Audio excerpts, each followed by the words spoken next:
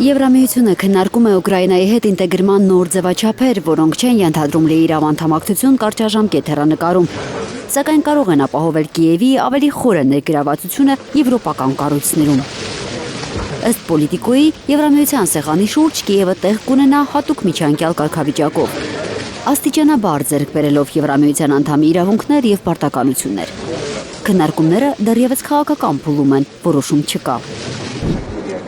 Եվրամիությունում շարունակում են մտահոգիչ համարել Հունգարիայի վարչապետ Վիկտոր Օրբանի դիրքորոշումը։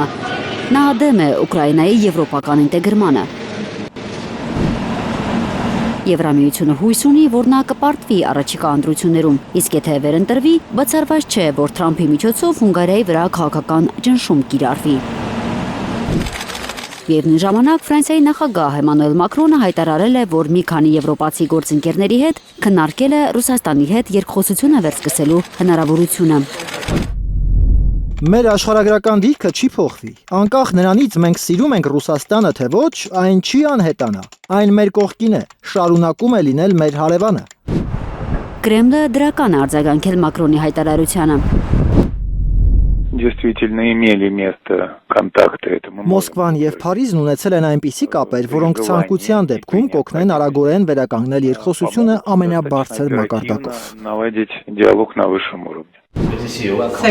Զուգահեռ Ֆրանսիան մտադիր է Ուկրաինայի հետ զենքի արտադրություն սկսել։ Ուկրաինայի պաշտպանության նախարարը Կիևում ֆրանսիացի գործընկերոջ հետ բանակցությունների ընթացքում քննարկել է նաև ուկրաինա-ֆրանսիական զենքի մատակարարումների հարցը։ Ֆրանսիան կանգնած է եւ կմնա ուկրաինացի ժողովրդի կողքին։ Անցած տարի էլ Փարիզը հայտարարել էր Կիևին 2 միլիարդ եվրոյի ռազմական օգնության մասին։ Արդյոք սա նկատի ուներ Զելենսկին, երբ պաշտպանության եւ անվտանգության նշանակալի իրադարձություններ էր անոնսում։ Ռուսաստանից պաշտպանվելու համար շոշափելի հիմքեր են պետք, որոնք կապահովեն խաղաղությունը։ Երաշխիքների վերաբերյալ փաստաթղթերը պատրաստ են։ Անվտանգությանը այլընտրանք չկա, խաղաղությանը այլընտրանք չկա, մեր երկիրը վերականգնելուն այլընտրանք չկա։ Առայժմ սակայն խաղաղություն չկա Զելենսկիի երկրի գրեթե ոչ մի անկյունում։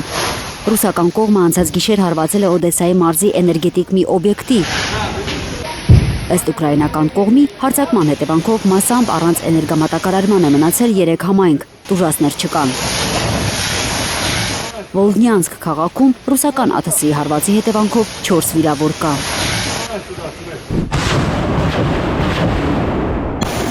Ռուսական բանակը առաջ է գնացել լիմանի ուղղությամբ Յամպոլի եւ Գուլայպոլեի մոտ։ Ավելի վաղ Մոսկվան հայտնել էր, որ Ուկրաինայի զինված ուժերը հակագրոհ են սկսել այդ տարածքում։ Ուկրաինան դա չէր հաստատել։ Այսօր ռուսները մտել են Զապորոժիեի մարզի Զալիզնիչնոյե գյուղ։ Ծովինար Բարխուդարյան, Անի Խանդիլյան, Հայլուր։ Հայաստանում եւ աշխարհում տեղի ունեցող իրադարձությունների մասին առաջինը իմանալու համար բաժանորդագրվեք մեր ալիքին, սեղմեք զանգակը, որ բաց չթողնեք ամենակարևորը, ամենահրատապն ու հետաքրքիրը։